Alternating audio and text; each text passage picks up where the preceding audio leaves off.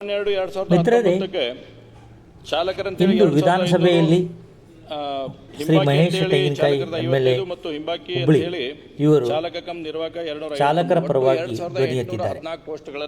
2019ರಲ್ಲಿ KSRTC, BMTC, KKRTC, ಎನ್ಡಬ್ಲ್ಯೂಕೆಆರ್ಟಿಸಿ ಚಾಲಕ recruitment ಆಗಿದೆ. ಅದರಲ್ಲಿ ಕೆಎಸ್ಆರ್ಟಿಸಿ, ಬಿಎಂಟಿಸಿ, ಕೆಕೆಆರ್ಟಿಸಿ ಚಾಲಕ ಪೋಸ್ಟ್ಗಳನ್ನು ತುಂಬಲಾಗಿದೆ. ಆದರೆ ಎನ್ಡಬ್ಲ್ಯೂಕೆಆರ್ಟಿಸಿಗೆ ಇನ್ನೂ 1814 ಹುದ್ದೆಗಳನ್ನು ಬಾಕಿ ಇದೆ. ಕೇವಲ 1000 ಚಾಲಕರನ್ನು ತೆಗೆದುಕೊಂಡಿದ್ದಾರೆ. ಇದು ಯಾಕೆ ತಾರತಮ್ಯ ಅಂತ ಕೇಳಿದ್ದಾರೆ. ಇದಕ್ಕೆ ಉತ್ತರವಾಗಿ ಸಾರಿಗೆ ಮಂತ್ರಿಗಳು ಶ್ರೀ ರಾಮಲಿಂಗಾರೆಡ್ಡಿ ಅವರು ಮಾತನಾಡಿ, ಮುಂದಿನ ದಿನಗಳಲ್ಲಿ ಡಿಪಿಆರ್ ಮತ್ತು ಫೈನಾನ್ಸ್ ಇನ್ಕ್ಲೂಡಿಂಗ್ ಬ್ಯಾಕ್ಲಾಗ್ ಚರ್ಚೆಗೆ ಕಳಿಸಿದ್ದು, ಇವರನ್ನು ಕೂಡ ಮುಂದಿನ ದಿನಗಳಲ್ಲಿ ತೆಗೆದುಕೊಳ್ಳುವುದಾಗಿ ಬ್ಯಾಕ್ಲಾಗ್ ಹೇಳಿದ್ದಾರೆ. ಅನುಮತಿ ಸಿಗುತ್ತೆ. ಆಮೇಲೆ 24ರಲ್ಲಿ ಮೇ ತಿಂಗಳಲ್ಲಿ ನೋಟಿಫಿಕೇಶನ್ ಆಗುತ್ತೆ, ಇಲ್ಲ ವೆರಿಫಿಕೇಶನ್, ಯಾಕಂದರೆ 19ರಲ್ಲಿ ಅಪ್ಲಿಕೇಶನ್ಸ್ ಹಾಕಿದ್ರು ಅವರು, ವೆರಿಫಿಕೇಶನ್ ಆಗಲಾಗುತ್ತೆ. ಮತ್ತು 1000 ಜನ ರಿಕ್ರೂಟ್ಮೆಂಟ್ ಆಗುತ್ತೆ.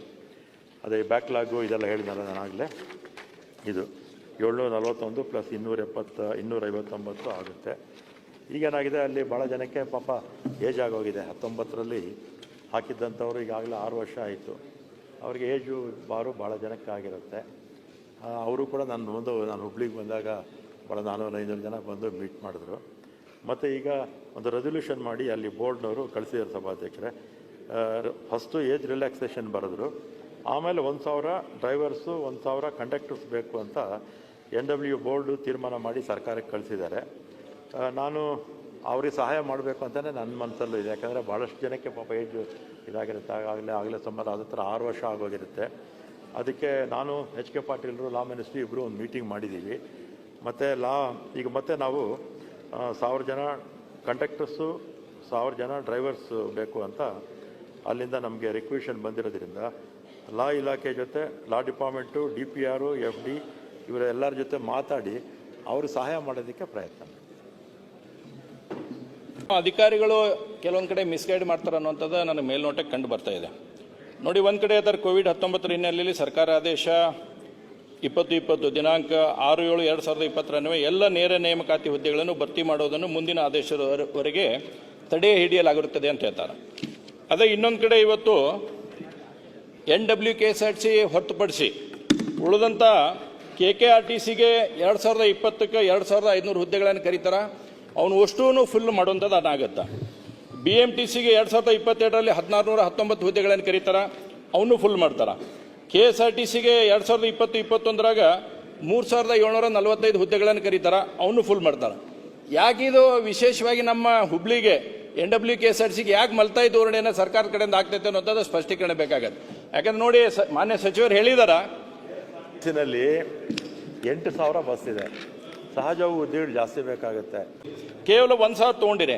ಬಟ್ ಈಗಾಗಲೇ ಅವರು ಎಕ್ಸಾಮ್ ಕೊಟ್ಟು ಪೂರ್ತಿ ಮುಗಿಸ್ಕೊಂಡು ಅವರು ನಮಗೆ ಜಾಬ್ ಬರ್ತೈತಿ ಅಂತಂದೇಳಿ ನೀವು ರಿಸಲ್ಟ್ ಡಿಕ್ಲೇರ್ ಮಾಡಿದ್ಮ್ಯಾಗ ಅವ್ರ ಕ್ಲಿಯರಿಟಿ ಇತ್ತು. ಬಟ್ ಆದ್ರೆ ಈಗ ಕೇವಲ 1000 ಹುದ್ದೆ ತೊಗೊಂಡ್ರಿ. ಈ ಉಳಿದಿರ್ತಕ್ಕಂಥ ಪಾಸ್ ಆದವ್ರದ್ದು ಏನು ಹಾಗಾದ್ರೆ? ನೀವು ಹೇಳ್ದಂಗೆ ವಯೋಮಿತಿ ಒಳಗೂ ಬಹಳಷ್ಟು ಸಮಸ್ಯೆಗಳಾಗ್ತಾ ಇದ್ದಾವೆ. ಈಗ ವಾಯುವ್ಯ ಕರ್ನಾಟಕಕ್ಕೆ 2000 ಅಂದರೆ 2024ರಲ್ಲಿ ನಮ್ಮ ಸರ್ಕಾರ ಬಂದಮೇಲೆ 2000ಕ್ಕೆ ಅನುಮತಿ ಕೊಟ್ಟರು. ಆಮೇಲೆ KSRTC ಕ್ಲಿಯರ್ ಆಗೋಯ್ತು, 2000ನೇ ಅಲ್ಲೂ ಕೊಟ್ಟಿರೋದು. BMTC 2500, ಅದು ಕ್ಲಿಯರ್ ಆಯಿತು. ಇದು 1600 ಚಿಲ್ಲರೆ ಕಲ್ಯಾಣ ಕರ್ನಾಟಕ ಎಲ್ಲ ರಿಕ್ರೂಟ್ಮೆಂಟ್ ಆಯಿತು. ಈಗ 1000 ಆಗಿದೆ, ಇನ್ನೂ 1000, ಅದ್ರ ಜೊತೆಗೆ ಇನ್ನೂ 1000 ತಗೊಳ್ತೀವಿ. ಕಂಡಕ್ಟರ್ಸು ಅಡಿಷ್ನಲ್ ಬೇಕು ಅಂತೇಳಿ ಕಂಡಕ್ಟರ್ಸ್ 1000, ಡ್ರೈವರ್ಸ್ 1000 ಮತ್ತೆ ಬೇಕು ಅಂತ ಕೇಳಿದ್ದಾರೆ. ಈಗ 1000 ಆಗಿದೆ ಅಂದರೆ ನಿಮ್ಮ ಲೆಕ್ಕದ ಪ್ರಕಾರ 3000 ಆಗುತ್ತೆ. ಎಲ್ಲರಿಗಿಂತಲೂ ಜಾಸ್ತಿ ಇದೇ ಆಗುತ್ತೆ.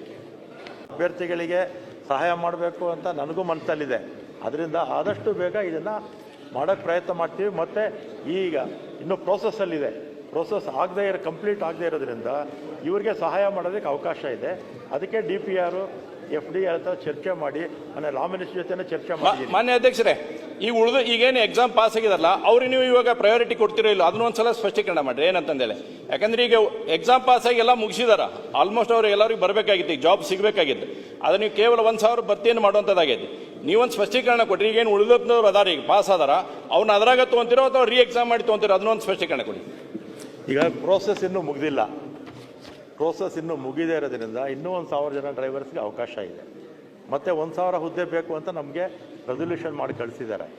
ಅದರಿಂದ ನಾನು ಲಾ ಮಿನಿಸ್ಟರ್ ಹತ್ರ ಮಾತಾಡಿದ್ದೀನಿ. ಅವರ ಅಭ್ಯರ್ಥಿಗಳು ಕೂಡ ಬಂದಿದ್ದರು, ಅವತ್ತು ಅವರು ಬಂದಿದ್ದರು. ಅದರಿಂದ ನಾನು ಕೂಡ ಅವ್ರು ಸಹಾಯ ಮಾಡಬೇಕು ಅಂತ ನನ್ನ ಮನಸ್ಸಲ್ಲೇ ಇದೆ.